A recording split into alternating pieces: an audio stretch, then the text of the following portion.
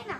একই সঙ্গে স্মরণ করা হয় ভারতের বীর সন্তানদের, যারা এই দেশের জন্য নিজেদের প্রাণ উৎসর্গ করেছে।